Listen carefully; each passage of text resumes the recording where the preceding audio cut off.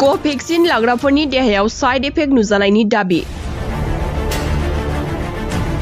कोविशील्डनि उनाव बे खेबाव कोभेक्सिनआव साइड इफेक्ट नुजाथिनायनि दाबि खालामदों। कर'ना भाइरास एबा कोविड-19 होबथानायनि थाखाय कौटि कौटि नोगोरारिनो होनाय कोविशील्ड भेक्सिनाव साइड इफेक्ट नुजादों होननानै साननैसो सिगाङाव आराव जादोंमोन आरो बयखौबो समखिहोदोंमोन। बेनि उनाव दायो गुबुन मोनसे भेक्सिन कोभेक्सिनआवबो साइड इफेक्ट नुजादों होननानै खौरां गोसारदों। बानारस हिन्दु मुलुगसोलोंसालियाव खालामनाय नायबिजिरसंनायाव बे साइड इफेक्टफोरा नुजाथिनायनि दाबि खालामदों।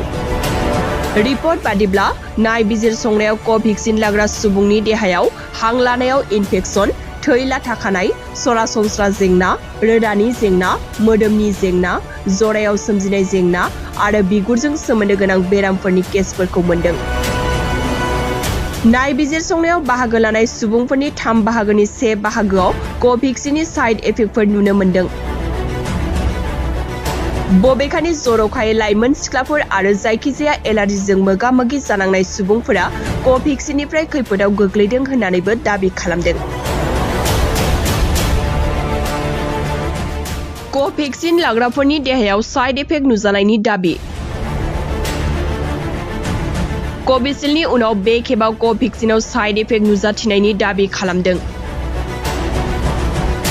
कर'ना भाइरास एबा कोविड-19 होबथानायनि थाखाय कौटि कौटि नोगोरारिनो होनाय कोविशील्ड भेक्सिनाव साइड इफेक्ट नुजादों होननानै साननैसो सिगाङाव आराव जादोंमोन आरो बयखौबो समखिहोदोंमोन।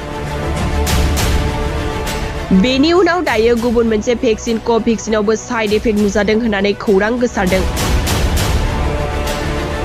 बानारस हिन्दु मुलुगसोलोंसालियाव खालामनाय नायबिजिरसंनायाव बे साइड इफेक्टफोरा नुजाथिनायनि दाबि खालामदों। रिपर्ट बादिब्ला नायबिजिरसंनायाव कोभेक्सिन लाग्रा सुबुंनि देहायाव हां लानायाव इनफेक्सन, थै लाथा खानाय, सरासनस्रा जेंना, रोदानि जेंना, मोदोमनि जेंना, जरायाव सोमजिनाय जेंना आरो बिगुरजों सोमोन्दो गोनां बेरामफोरनि केसफोरखौ मोनदों।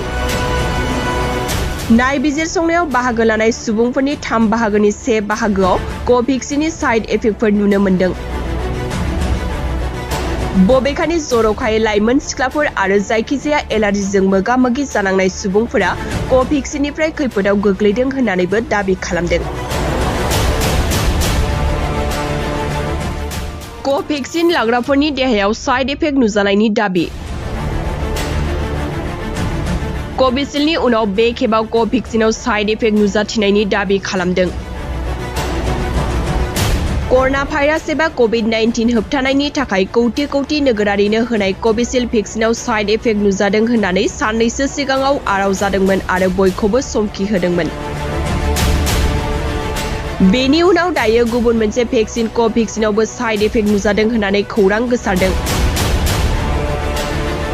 बानारस हिन्दु मुलुगसोलोंसालियाव खालामनाय नायबिजिरसंनायाव बे साइड इफेक्टफोरा नुजाथिनायनि दाबि खालामदों।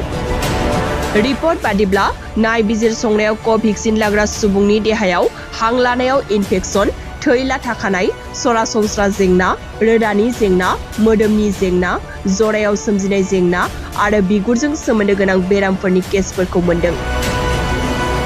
नायबिजिरसंनायाव बाहागो लानाय सुबुंफोरनि 1/3 बाहागोआव कोभेक्सिननि साइड इफेक्टफोर नुनो मोनदों। बबेखानि जर'खायै लाइमोन सिख्लाफोर आरो जायखिजाया एलार्जिजों मोगा-मोगि जानांनाय सुबुंफोरा कोभेक्सिननिफ्राय खैफोदाव गोग्लैदों होननानैबो दाबि खालामदों।